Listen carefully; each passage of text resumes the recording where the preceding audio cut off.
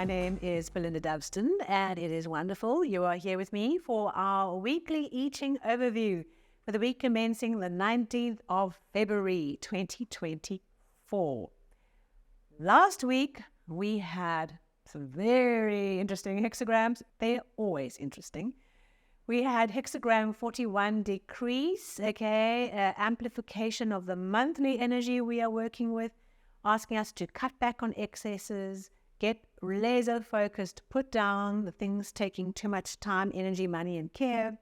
And in particular, the changing line from last week asked us to recognize what is harmful, internal harm, things, the faults in our character that are causing us harm, and of course, where external relationships, connections, collaborations are causing harm, and how do we decrease those and find a way of resolving the opposites, the opposition in hexagram 38 that has come to deepen our understanding, to deepen our relationships, work with recognizing perhaps when it's time to say goodbye. We cannot reconcile the differences in fit here. Something is not working. And how do we work through that? Finding new solutions, working with it in a new way, or saying it's time to call it quits. What came up for you last week? It was an interesting time. I must say, working with the I Ching really helps me personally to tune into specific things that are happening around in my life and looking at them from that superior position or that master position. You know, we all want to go into our lower selves and react to things and say, I want my way. And the I Ching does help us step into that different zone if we choose to step into that different zone of saying, okay, looking down at the situation from a higher elevated point of view. As the I Ching sage, okay, what is the highest and the best here? What do I need to learn? What am I not seeing? And so I find that these are so useful to me personally, and I hope they do for you as well.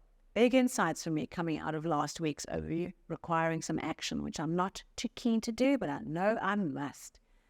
Right, so working with this week, what are we paying attention to? Okay, there's sort of a little reprieve and flow of energy, sort of.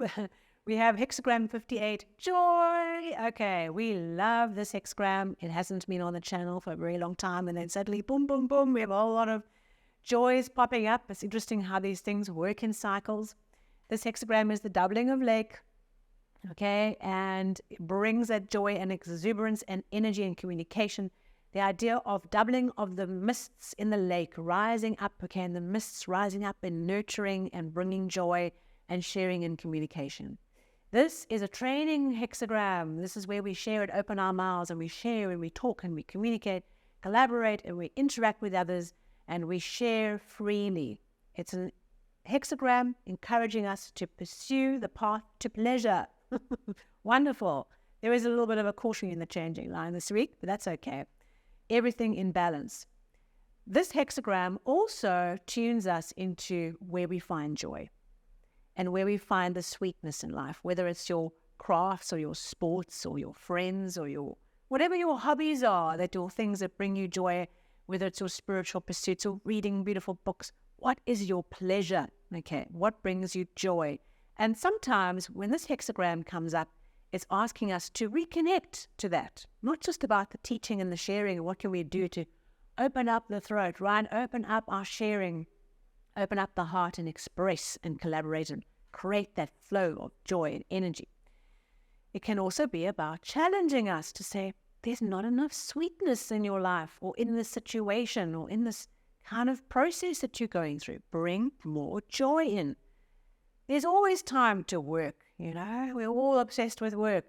I can speak as an obsessed work person, right? There's always time for work.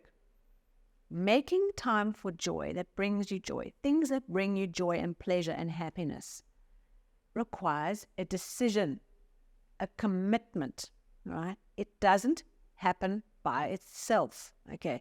Sometimes those spontaneous moments of joy are just like the most amazing things ever, right? They happen.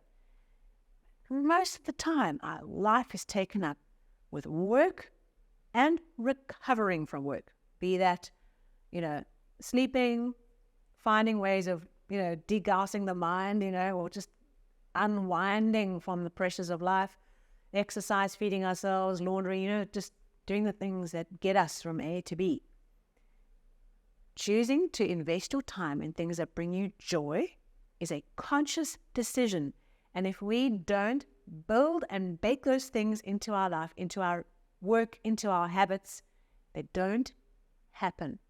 And if we really are honest with ourselves, they don't happen unless we make the choice to do them.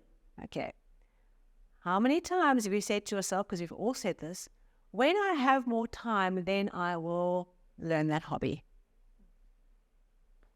You make the time. Okay. I make the time or not. That is a choice. And so for me this week, I'm going to be working with where have I got disconnected from the things that bring me joy. And it doesn't have to be full throttle immersion. Okay. It can be that throughout the week, you have moments of joy, moments of things that you're working through that reconnect you to that feeling of joy, that feeling of happiness and openness, right? And collaboration, as opposed to that heavy cut-off energy we can get into when we don't have the sweetness in life. So that's our first hexagram. One changing line, fourth position. Only one changing line. Okay, now, this is exactly the same changing line with joy we had in the week of the 15th of January. So it means that this overview is exactly the same set of hexagrams and the changing line as we had just about exactly a month ago. What has come back on this issue? All right. I would encourage you, even though you're going to hear me say very similar things, go back to that January episode. Certainly go back to your diary, your notes around what was happening in the week of the 15th of January. Go back to that. What was online for you? What came up? Okay, what were some of your thoughts around your life and the I Ching that came up in that week? Because it is back. The exact same outline. Okay. So we have the line in the fourth position. And this line, you remember, there's a process of indecision. Should I go forward? Should I go backward? Should I do that one? Should I do that one? How do I know? What do I do? No. Okay, there's a real indecision problem here. Okay, because we're not sure how to make the right decision. This changing line says we have to move past this indecision. We have to choose a path because we're stuck. We have to make a decision. And the guidance of this line, what it's suggesting as a strategy, is that you take the higher path. There are lower pursuits and there are higher pursuits. Okay. There are lower pleasures and there are higher pleasures. If we can take and make a choice, that conscious choice to pursue pleasures of the higher, the energy moves with us and we can move forward. We can always choose the path of the lower. That is our choice. But it's recommended, if you want to get the most out of this line and out of this flow, go higher. Okay. So what does that mean for you when you look at your life? What would be a lower pleasure? Right? Is it lots and lots of sleep? Right? When you physically don't need it. Is it lots of eating? Or too much exercise? Or not enough exercise? All right? What is your pleasure that you indulge in where you feel a little bit bad about it? Okay, what is that thing? And there's no judgment about doing those things. We just are creating a picture here. What are the things of the higher? Go to church, read a book, meditate, work in a soup kitchen, help somebody out, invest your time in building something that is going to help you in the future. What do those paths of pleasure mean for you? Only you can tell. We all have different definitions of what that looks like. So only you can make a choice of, are those things that are perhaps not the best for me, but they feel good? Okay. Could I make a choice of the higher part of the situation? Will this get me unstuck from this sense of indecision I feel about what I should do? Which one should I choose? If you have a problem and you don't know which one to choose the higher path. Okay. Only you can work out what that means. So where does that lead? Okay, as we had last month, our hexagram is 60, limitation, the box. Okay, Spoke last time about the dam and controlling the dam with all the controls and the sluices and all the processes of taking the waters flowing into the dam and controlling them so we don't have overwhelm. Same idea, too much joy that's unchecked by self-discipline, structure, controls, timing, the diary, to-do lists, all those controls we have in life. Joy that's unchecked and rampant causes overwhelm. Okay, and we think about putting things in a box, all right?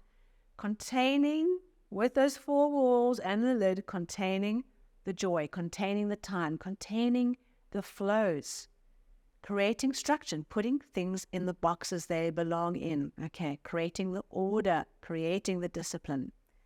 And as we work with the hexagram, which is also part of our monthly overview. So last week we had decrease come up again. Here we've got limitation coming up again, which is also in the monthly.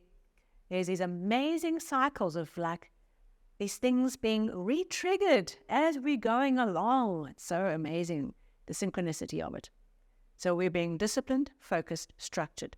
Good personal boundaries, okay, with other people, knowing our boundaries, knowing the outside of the box, the sandpit we're willing to play in, and bringing that joy in, okay, playing in the sandpit, but knowing very well the sandpit has an edge and has a time frame. It has a limit on how much we can let it bring energy into our lives. Short and sweet this week because it's the doubling down of that week. If you'd like to, go rewatch that one and go and connect to it again. A really interesting week for us to step back into that joy, back into the process, but within the boundaries and limits. Be contained around what you're willing to do, how much you're willing to do, and then go and share and collaborate within the box. Play in that sandpit, contain it, and see what can come and accrue into your life that wasn't there before. Powerful stuff the I Ching brings us. Big, big cycles of development for us all. Thank you so much. I look forward to seeing you soon, as always. And if you are new to the channel, subscribe, follow, you know what to do, and have an amazing, joy-filled week within the boundaries of the sandpit.